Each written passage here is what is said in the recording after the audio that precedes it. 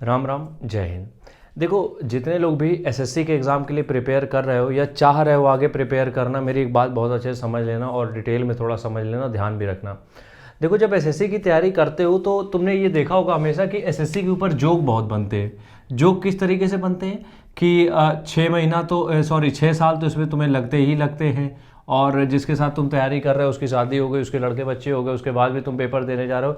इस तरीके से थोड़े से जोक बनते हैं जो तुम लोगों ने आम देखे होंगे, मतलब बहुत जगह बनते हैं इस तरीके के जोक। और वो जोक तुम्हारा ना बने या फिर उस जोक में तुम ना फंसो, उसके लिए कुछ चीज़ें करनी पड़ेगी जिसके बारे में हम आज डिस्कस करने वाले हैं। देखो, सबसे पहली बात ये समझो कि कोई भी नौकरी हो, किसी भी नौकरी की तैयारी के लिए तुम्हें 6 महीने ही चाहिए होते हैं, ठीक है। यूपीएससी की भी बात करें तो आपका तैयारी पूरे साल चलती है, लेकिन जो एक पीक टाइम होता है जहाँ पे उस एग्ज़ाम में आप अपने जोर डालते हो, वो आखिरी के 6 महीने होते हैं, ठीक है। तो जब भी तुम लोग, बस इतना ध्यान रखना कि जब भी तुम एसएससी की तैयारी में जाते हो तो एक काम करना जिससे पछताना ना पड़े, कि जिस समय तुम तैयारी में एंटर करते हो, जिस समय भी, कोई मैटर नहीं करता एज क्या है, जिस समय एंटर कर रहे हो उस समय तुम एक फ्रेशर हो, जिसको हम लोग बोलते हैं बिगनर, ठीक है, कि मतलब तुमने अभी शुरुआत की है। तो एक चीज़ ये याद रखो कि पहले अटेम्प्ट में तैयारी करना आसान हो जाता है या फिर पहले अटेम्प्ट में सिलेक्शन लेना आसान हो जाता है, रादर देन इसके अलावा तुम 2 से 3 4 अटेम्प्ट दोगे उसमें, ठीक है। क्यों? पहले अटेम्प्ट में तुम फ्रेश होते हो, फ्रेश एनर्जी के साथ जाते हो, मोटिवेशन बढ़िया रहता है। अगर पहली बार में फेल हो जाते हो तो प्रॉब्लम ये होती है कि दोबारा से तुम्हें सेम पढ़ना पड़ता है, तो कई बार बोरिंग हो जाता है या फिर हमारे लिए मतलब थोड़ा सा इस तरीके का हो जाता है कि कौन पढ़े। तो इसलिए सबसे पहली चीज़ तो यही है कि जब तुम पहली बार देने जा रहे हो पेपर, तो इस तरीके जोर लगाओ कि दोबारा हमें पेपर ना देना पड़े, ठीक है। उसके बाद जो हमारा कॉन्टेक्स्ट है आज के टॉपिक का, कि पछताना ना पड़े, उसके पीछे रीजन ये है कि हम ये कहना चाह रहे हैं जिस समय भी तुम पढ़ाई में एंटर कर रहे हो, अपने आप को 7 महीने तो कम से कम एटलीस्ट 7 महीने without any distraction, full dedication के साथ 7 महीने तो कम से कम इस फील्ड में दे दो। 7 महीने। अब उससे क्या होगा?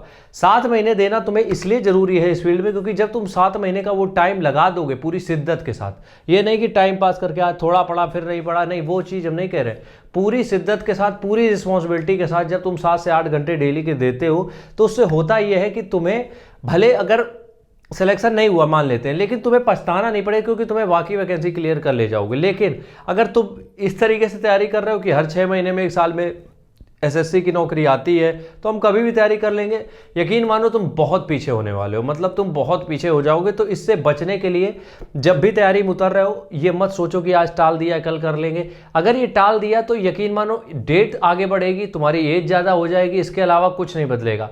प्रोसेस सेम ही रहेगा। 8 महीने तुम्हें 8 घंटे डेली देने ही पड़ेंगे, चाहे तुम जब तैयारी करो। इसलिए लाइफ टाइम तुम्हें ना दिक्कत हो, इसलिए जिस समय भी तैयारी में उतर रहे हो, एसएससी को छोड़ते हम किसी भी एग्जाम में या किसी भी फील्ड में 8 महीने पूरी शिद्दत के साथ विदाउट एनी डिस्ट्रैक्शन, बिना किसी इंटरटेनमेंट के, इतना तो करना ही पड़ेगा। और एसएससी की बेसिक नीड ही यही है, क्योंकि देखो एसएससी में 30% तक 35% तक चीज़ें रिपीट होती है, रिपीटर बहुत होता है मामला इसमें, ठीक है। तो अगर तुमने जब मेहनत करने का मतलब यही होता है कि तुम सिलेबस को तुम खत्म कर रहे हो, ठीक है, सिलेबस को पहले खत्म किया, उसके बाद तुमने प्रीवियस ईयर लगाया, और प्रीवियस ईयर में ही सारी चीज़ें आती है जो तुमने पहले मतलब एग्जाम में आई हुई होती है। तो मेरे कहने का मतलब फिर से यहाँ पे यही है कि जब तुम तैयारी करने उतरते हो तो सिलेक्शन के लिए उतरो, जिसके लिए तुम अपने आप को पूरा झोंकने के लिए तैयार रहो, ना कि इस साल नहीं हुआ अगले साल देखेंगे। ये वाली जो थ्योरी है ये काम नहीं आती है, ठीक है। राम राम, जय हिंद।